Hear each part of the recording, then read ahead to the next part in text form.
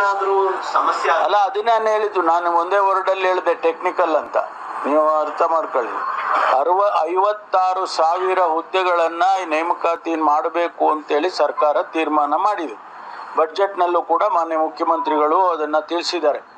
ಈ 56,000 ರೆಕ್ರೂಟ್ಮೆಂಟ್ ಮಾಡಬೇಕಾದ್ರೆ ಅದಕ್ಕೆ ನಿಯಮಗಳು ಮಾಡಬೇಕಲ್ವಾ? ನಾವು ನೋಟಿಫಿಕೇಶನ್ ಮಾಡುವಾಗಲೇ ನಾವು ರಿಸರ್ವೇಷನ್ ಹೇಳಬೇಕಾಗುತ್ತೆ. ನೋಟಿಫಿಕೇಶನ್ ಮಾಡಿ ಆಮೇಲೆ ರಿಸರ್ವೇಷನ್ ಹೇಳೋಕ್ಕಾಗೋದಿಲ್ಲ. ಮೊದಲೇ ನಾವು 10,000 ಹುದ್ದೆ ಕರಿತೀವಿ ಅಂದರೆ ಅದರಲ್ಲಿ ಯಾರ್ಯಾರಿಗೆ ಎಷ್ಟೆಷ್ಟು ಅನ್ನೋದು ಡಿಫೈನ್ ಮಾಡಲೇಬೇಕು.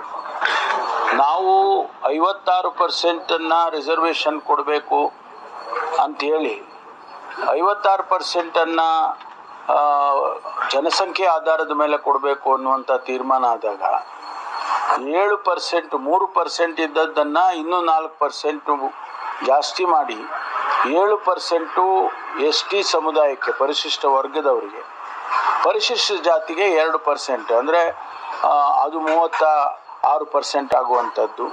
ಇದನ್ನು ನಾವು ತೀರ್ಮಾನ ಮಾಡಿ ಆ ಪ್ರಕಾರ ರಿಸರ್ವೇಷನ್ ಮಾಡೋದಕ್ಕೆ ನಾವು ಹೊರಟಿದ್ದು.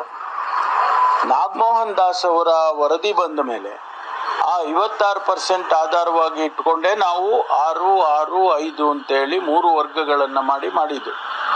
ಅದನ್ನು ಎಲ್ಲರೂ ಕೂಡ ಒಪ್ಪಿದ್ರು, ಯಾರೂ ಅದಕ್ಕೆ ವಿರೋಧ ಮಾಡಿರಲಿಲ್ಲ. ಯಾವಾಗ ಕೋರ್ಟ್ನಲ್ಲಿ 56% ಕೊಡೋದಕ್ಕೆ ಆಗೋದಿಲ್ಲ, ನಮಗೆ ಇಂದಿರಾ ಸಹಾನಿ ಕೇಸ್ನಲ್ಲಿ 50%ಗೆ ಸೀಲಿಂಗ್ ಆಗಿದೆ ರಿಸರ್ವೇಷನ್, 56 ಕೊಡೋಕ್ಕೆ ಸಾಧ್ಯ ಇಲ್ಲ ಅಂತ ಹೇಳಿ, ಆದರೂ 50%ಅನ್ನು ನೀವು ಮುಂದುವರಿಸ್ಕೊಳ್ಳೋದಕ್ಕೆ ನಮ್ಮ ಕೋರ್ಟ್ನಲ್ಲಿ ಆದೇಶ ಮಾಡಿದ್ದಾರೆ. ಆ ಆಧಾರದ ಮೇಲೆ ಇವತ್ತು ನಾವು ಏನು 6, 6, 5 ಅಂತ ಮಾಡಿದ್ದೋ ಅದನ್ನು ನಾವೀಗ 50%ಗೆ ಇಳಿಸಿದ ಮೇಲೆ ಯಾವ ರೀತಿ ಪ್ರಪೋರ್ಷನೇಟ್ ಆಗಿ ರಿಸರ್ವೇಷನ್ ಮಾಡಬೇಕು ಅಂತ ಹೇಳಿ ಅದನ್ನು ವರ್ಕೌಟ್ ಮಾಡಬೇಕು. ಇದರಲ್ಲಿ ಯಾವ ವ್ಯತ್ಯಾಸಗಳು ಕೂಡ ಇಲ್ಲ. ನಮ್ಮಲ್ಲೇ ಆಗಲಿ ಅವರಲ್ಲೇ ಆಗಲಿ ಯಾವುದೇ ವ್ಯತ್ಯಾಸವನ್ನು ನಾವು ಮಾಡಿಕೊಂಡಿಲ್ಲ. ಟೆಕ್ನಿಕಲ್ ಆಗಿ ಒಂದಿಷ್ಟು ರೋಸ್ಟರ್ ಸಿಸ್ಟಮನ್ನು ಮಾಡುವಂಥ ಸಂದರ್ಭದಲ್ಲಿ ಅಥವಾ ಪ್ರಮೋಷನ್ಸ್ ಮಾಡೋಕ್ಕೆ ಬಂದಂಥ ಸಂದರ್ಭದಲ್ಲಿ ಒಂದಿಷ್ಟು ಗೊಂದಲಗಳು ಆಗಬಾರ್ದು ಅಂತೇಳಿ ನಾವು ಇನ್ನೂ ಕೂಡ ಚರ್ಚೆ ಮಾಡ್ತಾ ಇದ್ದೀವಿ. ಅದನ್ನು ಬಗೆಹರಿಸ್ಕೊಂಡ್ಮೇಲೆ ಬಹುಶಃ ಸದ್ಯದಲ್ಲೇ ಮುಂದಿನ ಕ್ಯಾಬಿನೆಟ್ಟಲ್ಲಿ ಅಷ್ಟರಲ್ಲಿ ತೀರ್ಮಾನ ಮಾಡ್ತೀವಿ, ಅಂತಿಮವಾಗಿ ತೀರ್ಮಾನ ಮಾಡ್ತೀವಿ.